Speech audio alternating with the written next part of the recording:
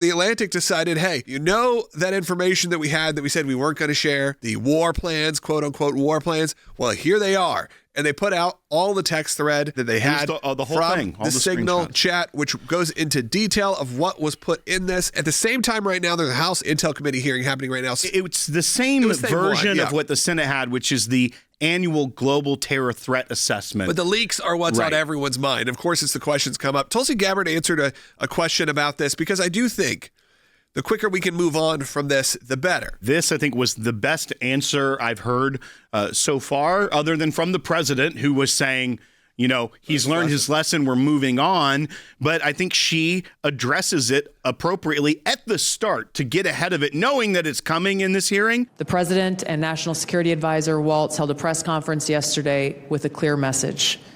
It was a mistake that a reporter was inadvertently added to a Signal chat with high-level national security principles, having a policy discussion about imminent strikes against the Houthis and the effects of the strike. National Security Advisor has taken full responsibility for this. The conversation was candid and sensitive, but as the President and National Security Advisor stated, no classified information was shared.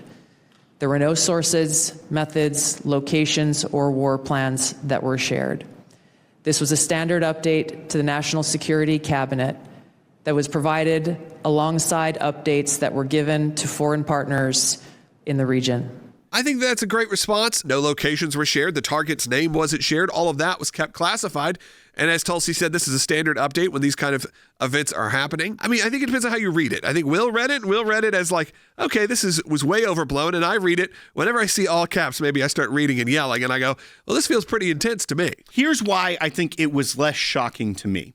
Because the way that it was reported was that it was so classified and so detailed of war plans, which the Atlantic is now calling attack plans. They've even backed off of using war plans. Yeah, I think that's more accurate. Is that the very existence of it on Signal was the violation, was the problem. And so that's why when I read that, in the fact that these principals were communicating through something that the Biden administration has used, they referenced there's more information and details in your high side inbox, which is the classified system. The fact that these plans, as Tulsi Gabbard said, had already been laid to foreign partners. None of that, what I read from Pete Hegseth, seemed like it was inappropriately placed within a Signal conversation without a journalist. The problem was the journalist being included, not that they were discussing this on Signal. No, and I think that's the difference that we need to point out here. I don't understand what they want. They want them to never text or use any kind of messaging system. That's just not how it works. J.D. Vance put out, it's very clear Goldberg oversold what he had. But one thing in particular really stands out. Remember when he was attacking Ratcliffe for blowing the cover for a CIA agent? Turns out Ratcliffe was simply naming his chief of staff. That was part of it as well. When in the original article, it said that he was protecting the names of CIA operatives. And we found out that it's partially true. Right. And here's what also concerns me. Almost every congressman in the hearing today had that kind of TikTok of what was happening printed out on giant posters. Yes, they do that in-house. But when every single one of the Democrats on the committee had that poster printed, and they weren't all identical, they didn't click print 30 times. Some had other embellishments and things like that on it. I don't know that printer is fast enough to get all of those members of Congress that poster based off the timeline of when it was released.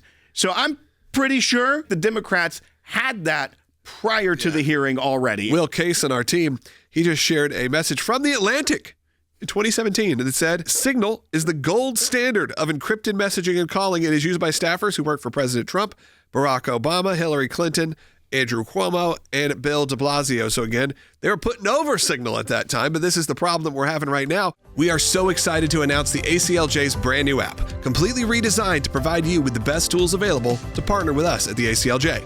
You can watch the daily Seculo program, sign the petitions, customize your ACLJ membership experience, donate with the click of a button, and receive up-to-the-minute critical updates that the mainstream media can't censor. Just scan the QR code on your screen or go to your phone's app store, search ACLJ, and click install. It's that simple.